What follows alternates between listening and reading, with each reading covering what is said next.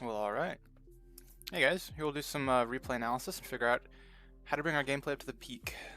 We have a pub game from the other day against Mason Dota, maybe you heard of him. And while I would say the overall team performances weren't extremely balanced, I think in this game I showcased a lot of what you want to do on Leicester to put forth high aggression and to, champion your team to a victory. This match a lot as well. I did quite a lot of shot calling and direction of the team, and you'll be able to see that in my movements as we progress through the game. So let's just hop right into it. Purposes generally is going to be to give myself a better understanding of what I'm doing and how to do it better, and introduce everybody else to what's going on in the gameplay. Maybe bring some people with me and help other people improve too. Let's got some Life Stealer. We got a pretty. I liked Leicester pick this game because I didn't have the co-op yet, but I believe I had a Spirit Breaker and a Beast, or one or the other. And I know there we have, he's going to do pretty decent top, and we're going to be able to pressure a lot of objectives early, as well as there being good vehicles in the match for me. He ended up picking a co-op, or his last pick, I can't quite remember. In fact, let's just check it out, so I can get my exact thought process on the board. Okay, in fact, I was last pick. So I was last pick Leicester this game, and he ended up last picking Gyro. Going to a blind, there is the big worry when you're picking a Lifestealer is that you're going to get out-farmed, potentially, right? And you're just going to be horrendously behind net worth against like a Deuce or Luna, Gyro or something. But I saw that I had a Beastmaster and a Spirit Breaker and Jakiro Co-op. And a lot of these heroes are a lot of high-tempo things, and that, will just rush in and fight, and will force the enemy team to want to fight as well. And so, to facilitate my teammates and my own game, I decided I wanted to pick something that could do well in the lane against Mars plus Rubik, or Mars plus Dawnbreaker, or Rubik plus Dawnbreaker, whatever I was going to face in here. I wanted to pick something that would do well with it in the lane, and then come out, strong enough that I can come to fights with my team if necessary and secure objectives. Because I definitely want to become a part of early pressure, and make sure the map closes around this Gyro. Because the thing you don't want to do oftentimes is get into a farm war with heroes when you could just win fights and keep ahead of net worth and pressure the map. A common misconception too about Dota a lot too is if you're in a carry versus carry matchup, you have to farm faster than the enemy carry. You have to push them into the ground and win through GPM war. But oftentimes that's not necessarily the best way to do it. It's not to just try to farm faster. A Lifestealer 99% of the time, unless Gyro has a horrendous start and Lifestealer builds some farming items, is not going to out-farm a Gyrocopter. Alternatively though, you come out of your lane pretty farmed as a Lifestealer, and then you can pressure the map with your teammates and make it so even though Gyro farms faster than your hero, he's restricted to a smaller portion of the map, as well as the fact that you're benefiting through tower gold. Your team's able to secure more runes, more banner runes, more hard runes. You're able to have more of the map to play around. Because the Gyro might have flat cannon and be able to farm more, but if he's restricted to only the Tricamp, for example, and you have Tricamp lane plus some jungle, you might farm slower in bursts, but overall you'll have higher net worth. So that's something to keep in mind as well. In this game, I didn't pull too far ahead of the Gyrocopter regardless, but I mean, the fact remains I am a Lifestealer versus Gyro, and so, we were glad that we were able to keep at a decent pace. I fucked up and missed a last hit on the rich kit there. I have an issue as a player where, I don't know, I just need to, I'm not cognizant always of the damage output that others have. I did not think at that instance he would be able to get a hit off, and I thought I'd be able to get my hit off, blah blah blah. But I should have done some different plays to get the creep wave there. Here I don't hit it, I maintain the creep wave, so it'll pull under, then I try to pull on my range creep. I don't quite succeed, but that's okay. My Spirit Breaker got some XP on the range creep up there, the wave comes back down here, we're happy, we're farming. Also a note about my build, I just bought some extra tangos and a bunch of stats, to help my laning. My Spirit Breaker got an Uv, so I didn't even have to consider going that, but I think in general in this lane I wouldn't want to get an Uv either way. The extra stats are nice against Rubik's Fade Bolt, and the extra HP and damage is just good in general for you. This is another thing, Feast level 1, I've seen it recently and I was trying it out myself this game. Sometimes people would take a Ghoul, and occasionally there's the right moment for a Rage level 1 in certain lanes. But I think Feast can be pretty valuable because it helps you trade better. For obvious reason, it gives you a little bit more damage, some lifesteal, and it also secures last hits because it gives you a couple damage on the creeps as well. So it's just really nice for your laning. Especially when you don't have great level 1 potential for a kill. Level 1 Lifestealer is usually not going to get a kill on a lane unless the enemy team messes up pretty hard. I usually like to get rush phase boots on LS, you know, unless I'm getting like an Oov, then I'll get Oov phase boots, or maybe chainmail into Oov into phase boots. You know, it's a very powerful item. It just makes your landing a lot easier. A stick's also nice as always. I tend not to go for the full wand though, usually, and only going for a stick. We'll see what I decide here though. Sometimes when you have all the branches, it's just nice to do it. Get salves, you know, lane's going fine. Our CS isn't too bad, it's okay. It's not great, but we also got a kill. So it's not too bad. That is another thing I need to work on as well, is CSing in lane. Needs to get a little bit better. Though we are going to catch up a bit once we farm these creeps. And we got another kill. You know, sometimes you miss out on a few last hits, but you're getting these kills to make up for it, so.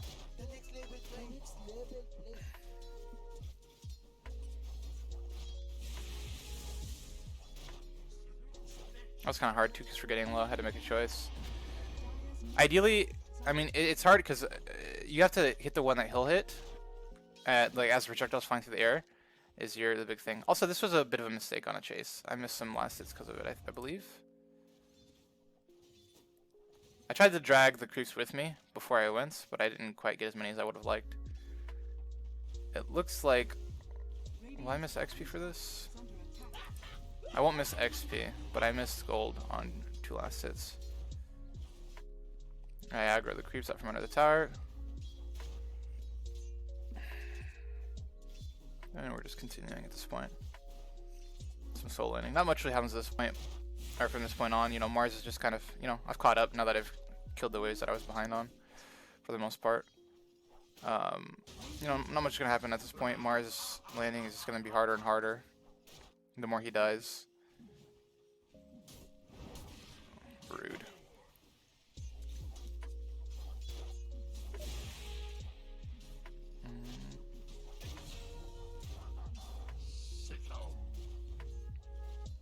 Our beast kills the gyrocopter top with his Jakiro, very cool.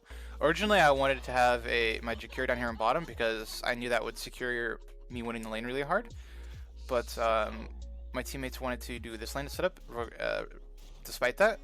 And you know, it's better not to make a big deal of things, even though I disagree with it, but it ended up working quite well. I don't believe this lane should have gone as well as it did go for us, but I think regardless I would have had a fine game.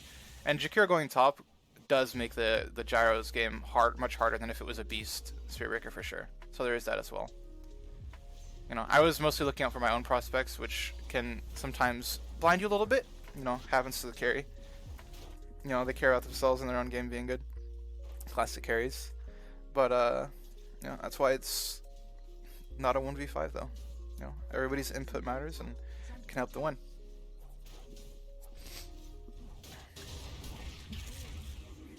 Getting speared away from every range creep kind of sucks, but the thing about that is I had told Spirit Breaker before that if they use their CC to just go on them, and at this point, and we do, and Quap gets the Rubik, and we're gonna get the Mars as well.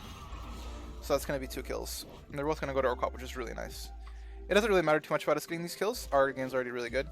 This Quap snowballing though is gonna be very helpful for our team.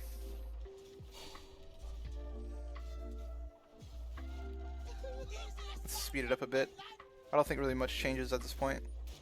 They kind of give up on the lanes at this point. Level 5 Lifestealer versus level 3 Mars, not really much you can do.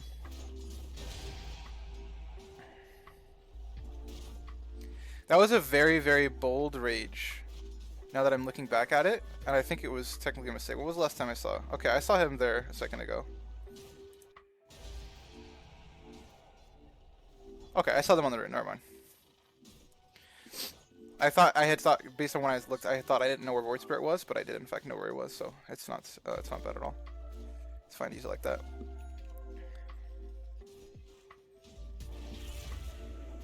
Deny the ward.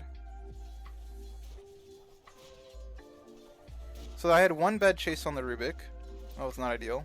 Missed 2 last hits for that. Forced him out of the lane, but I could have, I don't really think that was necessary. It didn't really do much for us. Like, I should have gone back sooner. I think it would have been fine even if I missed like one last hit, but missing two was bad. So it looks like they didn't give up on the lane as much as I thought they would. Rubik's got mana boots up, PTP's top. Jaro's dead again, very good for me. His lane is much harder than mine though. Actually, I don't think that's true. I think Dawnbreaker though. I looked at this game slightly before. Dawnbreaker was low mana quite a bit, which made things difficult for top lane. Because even though it's a Beast Jakiro, you know, this hero is a really, really powerful in lane, and Rocket's a powerful spell as well.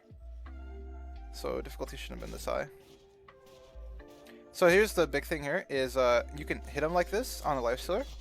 It's fine, but you just have to make sure you don't miss any creeps on the wave when you go for that every time. And then pretty much just hit him every time he walks up, make him use spells to less at the waves, make him afraid. I end up putting 2 points in my feast to sustain the lane a little bit because I want to be able to like stay relatively high HP if he's spamming me with spells. Plus, like, I don't know if a Rubik's gonna come back, you know, so I want to stay kind of high. But I ended up putting a 3rd point in feast, which was a mistake, and I regretted that. I kind of was not paying attention for a sec and made that mistake. I'm just hitting him. I think I missed no. One of these waves, I'm gonna miss a melee creep, I believe, which was a mistake. I was cognizant of the fact that of the timings I wanted to hit here, of not missing any creeps from hitting him, but I think I just erred one of the times. I made a slight mistake where I was behind him. You don't want to be behind him in case he gets a spear off before you react and you get skewered under a tower. It can put you in a dangerous spot. I'm an LS with Infest, so it's not really that much of a concern for me. But, you know, like, even if I get TP'd on right away, I probably won't die. Here I wanted to try to save my Jakiro, and regardless, just get the skill on Void Spirit. It's one of those early free TPs you can have. We'll go back and see. You know, the thing also about playing Lifestealer and, you know, all carries or heroes in general, is you should really be cognizant of what's happening around the map. But it's a little easier on carry during the laning stage. And during a lot of the times of playing around the map, because you aren't, like right here bottom, I'm just hitting creeps in the jungle. Like, it's really easy for me to just keep one eye or even both eyes on the minimap, because you can just A-click on camps, you know, where they generally are out of the corner of your eye, and just know the positions of everyone on the map and know where to play and how to play. You know, if I don't TP mid, that Void Spirit doesn't die. And that only happened because I was paying attention and watching. You know, from there I could go back bottom and farm, or I could stay mid, but then I noticed Void Spirit's TPing top. And what that does for me is I know if I run top now, where this Void Spirit is TP to try to secure the lane, he now has to run away from the lane to secure a place to farm, and I also secure the tower being taken. You know, I don't mind not farming and being a little more, you know, aggressive if it's going to lead to my teammates, you know, being able to pressure the map and the enemy team also not farming. You know, this Void Spirit, he's their aggro hero on Dire, and he just TP top, and now he has, you know, 400 HP. He has to use all his bottle charges to get higher. You know, he can't even defend this tower. So, you know, if I were in the jungle over here, maybe the enemy team tries to make a fight. My TP would have been on cooldown, and from TPing mid, and this tower maybe would have been defended, which would have been very bad. Regardless of all this, Dire tries to take a fight. Something doesn't end up working out for them though, and no, we get scot-free. I thought they were gonna back away, but they ended up going forward a little bit more. Rubik falls. I think Mars falls as well.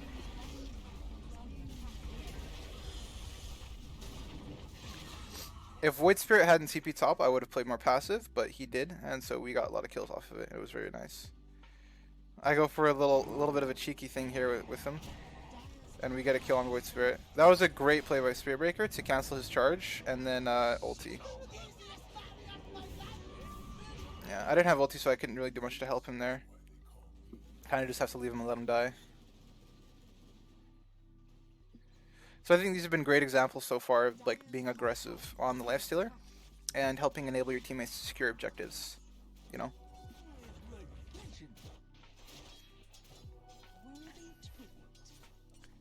I generally play more aggressive when I can. If I can make an aggressive play, I will make an aggressive play. And I like to, you know, push on the enemy team.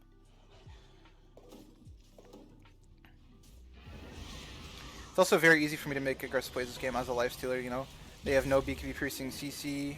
Their burst is not great by any means, unless I get like stunned somehow from like a lift into a spear with a Mars ult and then like blah blah blah. They just have to have all these different requirements to kill me. And as long as I don't play very poorly, it's very easy to be aggressive.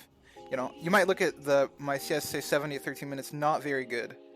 But the thing is, my net worth is not suffering at all, and my team's net worth is, you know, very high. I'm second net worth from the top versus Gyro, who's been, you know, who had a tough lane and then has been farming all game. Because I've gone for all these towers, I've gone for all these kills, and we're gonna get another one right here. Now I'm top net worth. Gyro will pass me again, but let's see. He's gonna TP out. Not much we can do about that. But then I'll start hitting some creeps and look for my next play. I am going to build a Deso here, next item. Actually, I think I might get a Singe and then a Deso. Or SNY then a Deso. But the idea behind that is a couple things. First, I want to make sure my damage with my initiators is strong enough to actually kill people. Sometimes when I will go for these these slower builds, you know, a Scotty or a Basher or stuff like that. Things that won't necessarily like let you kill things right away. Or a Maelstrom to help you farm a little faster. But will allow you to like sustain a battle a little longer. But the thing about that in this game is I have the Spirit Breaker, who doesn't offer much damage but offers great CC. So I don't need these items that help me lock down things. I just need pure DPS so I can get the kill off of the CC of my Spirit Breaker. And so this Deso is going to be a great tool for that. It's also going to help with Roche quite a bit. You know, we have a beast, so it's not a huge deal. But it's going to help with Roche a little bit. And it's going to help our tower damage as well. You know. So it's going to be pretty nice for us.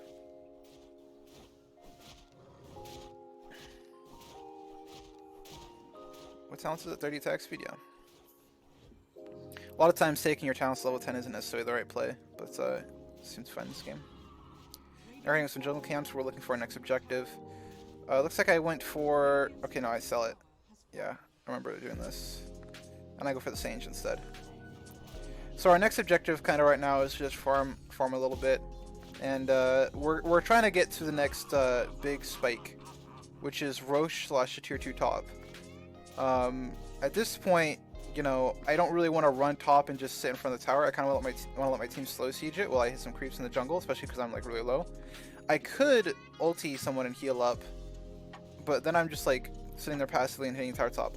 There's also another thing you have to keep in mind. There's a fine balance between pressuring and helping your teammates secure objectives and wasting your time. Generally, as the HC, you want to show up to things that can be quick and clean, where you can get your kills out of the way, your objectives out of the way, and then you can move back into getting some last hits or some net worth, and however you're going to do that. But top is like, that tower is going to be a very slow process that they don't really need me for unless the entire enemy team comes. And if the entire enemy team comes with a beast, with a quap, with a spirit breaker on my team, we should be able to back away pretty confidently.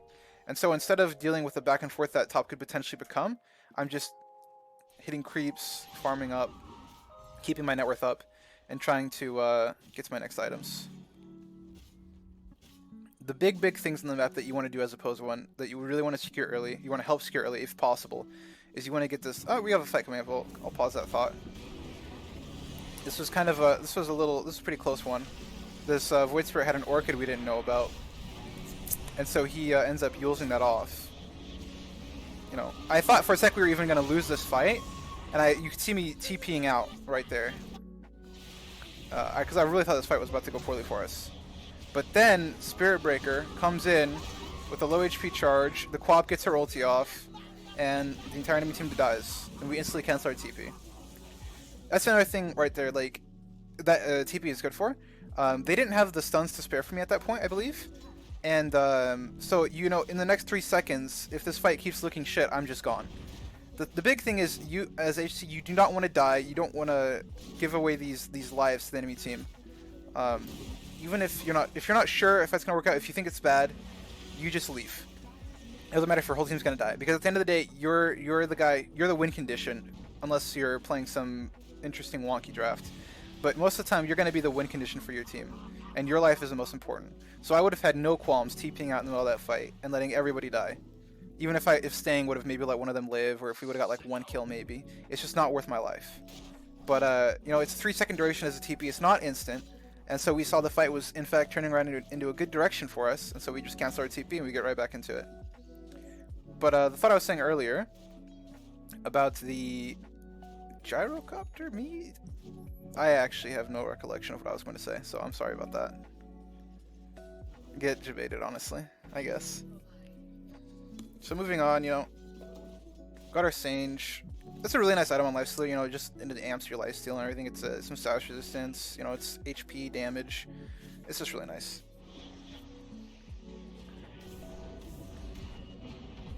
Again, thought about going for, you know, I think about going for the halberd sometimes on like a lot of heroes, not even just like strength cores. Thought about the halberd, but ended up going for the SNY instead. Just because, again, like, I just need to do damage for my teammates. I need to beat this gyro in a man fight and be powerful.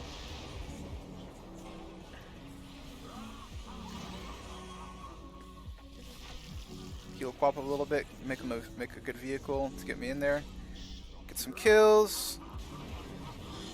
This fight's a little bit more long and drawn out.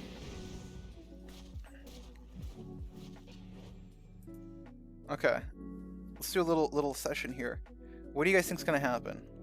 A, Quap dies, Void Spirit escapes. B, Quap lives, Void Spirit dies. Or C, a meteor crashes into my computer and I die. My computer and I die? Why would I die? I guess in-game would be death. Let's see.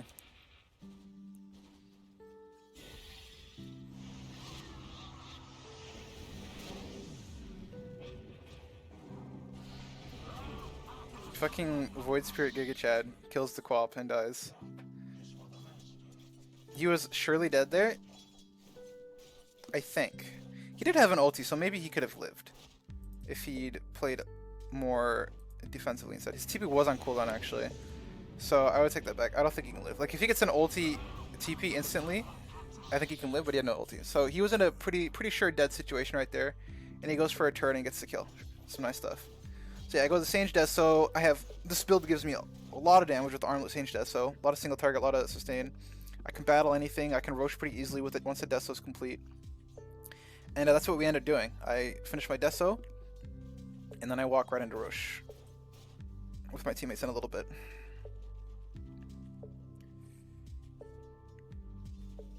I guess I'm just like, I don't know what that little pause was. You know, we went AFK for a sec.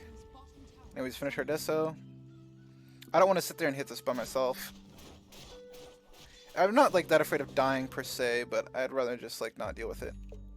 We're gonna move up, pick up this haste because Quap said they didn't want it, and then we're gonna have our Deso. We're gonna go right into Roshan. And at this point, you know, even if they come fight us, like we just win the fight. We just leave the pit and battle them and kill them. Here we saw them smoke, so I called for my teammates to grab a high ground together. You know, it's yes, we can beat them if they come into Roche, but we want to take the best fight we can, obviously. And so we do this one where we can see them all. Rubik reveals on the pit. You know, I say don't chase them high ground because, you know, why risk things like that when you don't need to. We walk into the pits, and we just take a quick Roshan. I give it to Quap because I don't really need it. I am Lifestealer, I have a Sange, I have Rage. I'm very tanky and hard to kill. But Quap is a little squishier. This allows him to play much more aggressively. I didn't really want them to chase this guy. It's a Void Spirit. I think I asked them to come push mid with me. Actually, no, I stayed silent here. I didn't say anything. But I didn't chase. I went mid, pushed in the wave.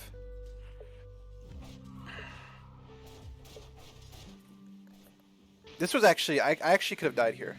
I fucked up. If Dawnbreaker had ulted a little better timing. And Mars ulted too.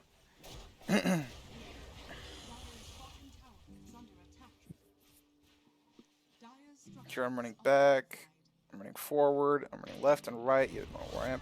Here I was spam asking my teammates to help the Lifestealer because Quaps and Shakir were like chilling mid. Or not the Lifestealer, the Spirit Breaker. We run up, we get a kill on Gyro.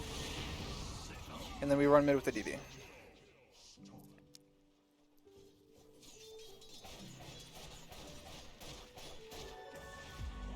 Pass the bottle back to Quad, pretty simple stuff. Hit this a bit. I get the Rubik ends up having World Access plus the Void Spirit spell, so I actually get a little low. Infesting also unfortunately cancels my DD, which kind of sucks. But you know, we had to do that to you know, get out safely and prepare to re-engage, which we did. Killed the Rubik. Jar's also dead.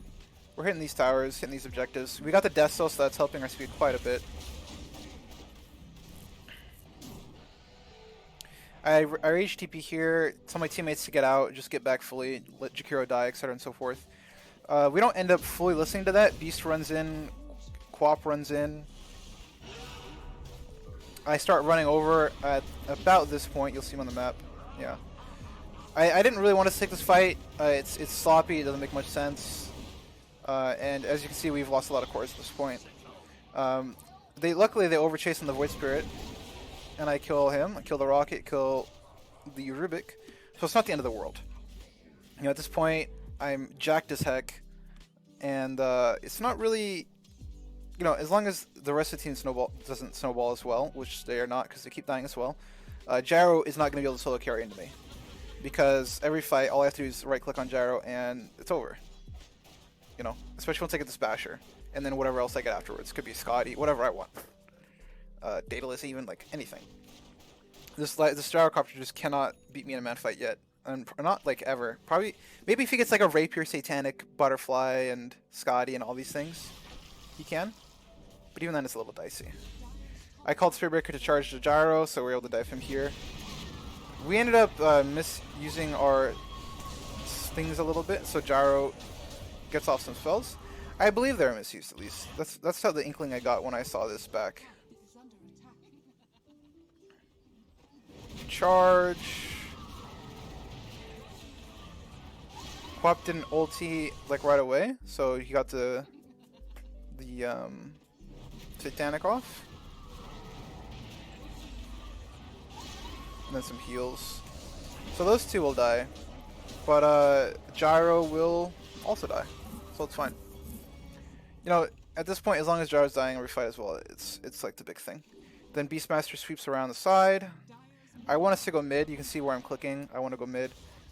But then Mars blinks in, and that gives us the chance to turn around onto him. Kill the Mars. I'm not even needed. I turn around and go back.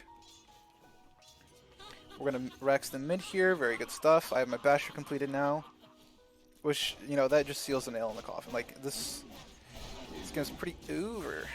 Like, Gyro's a head net worth, yes, but that's relative. You have to keep in mind, like, relative net worth and what that net worth is spent on. I have Armlet, SNY, Desolator Basher as a lifestealer, who is a hero who's known for doing very well in straight-up man fights as long as the net worth is comparable. Whereas the Gyro, he has Ags, which doesn't... I mean, it's not bad for man fights, you know, it's actually pretty good. But it's not, like, amazing. A Satanic, it's good for man fights, and then you got the Chrysalis, it's some damage, some treads. It's, like, good, but I already essentially, like, I don't need this. I have Sustain myself. I have the Deso, the SNY, the Armlet, the Basher. I, like, stuns throughout the fight. None of his spells do anything to me. I'm just a better man fighter. You know, he'll do more damage in the team fight overall than I will. But, you know, we have some tanky heroes. We have some good ways to kite him. And he'll die for his damage output. And at the end of the fight, I'll be alive. Now, the fight's really simple at this point. I just infest in Beast, wait for him to roar someone, preferably the Void Spirit. He dies, and then look at Gyro. Like, you might say, like, in this battle here against the Gyro, like, oh, Spirit Breaker was there, he stunned him. But he's already running away before that point. I mean, yes, my whole team's there, obviously. He's going to run away. But it just doesn't matter. Like, no matter what. I'm just some lifestealer who's just jacked, and there's not really much you can do about that. At this point, the game's just over. I mean, it's been over for a while. It's been very difficult for the enemy team to win. But, you know, we're just going to throw on them here. Unless something occurs I don't remember. So, yeah, I think my decision making was pretty good for most of the game. The only time we take like a bad fight was when people ignored me. Which, you know, you can't really do much about that one. No, I was happy. And when I took too many points in my second skill. I'm happy with my item choices and what I did the game. I think going the Sage before the Deso was probably good. I thought about the decision a lot, and I ended up going for the Sage first, just to be a little more beefy. You know. I probably could have just gone for the Deso because I had the armlet though. It probably would have been fine. At the same time though, I knew I didn't want to. The big thing about Deso was it made Roche a lot easier for me, and I didn't want to just like end the game and be powerful with the Aegis with just armlet Deso. I want another item, so I kind of put the Deso timing where I wanted Roche, and then the Aegis ended up being used. I mean, the fight it got used was pretty poorly, but we took Roche and we were in their face. We did a lot of good stuff with it. So there's that. And that about wraps up that match. And yeah, let me know what you guys think or thought or feel about the video down below. This is all very new to me, so definitely looking for some feedback on everything. But don't tell me to make my bed. Crap. Huh? Thanks. Have a good day.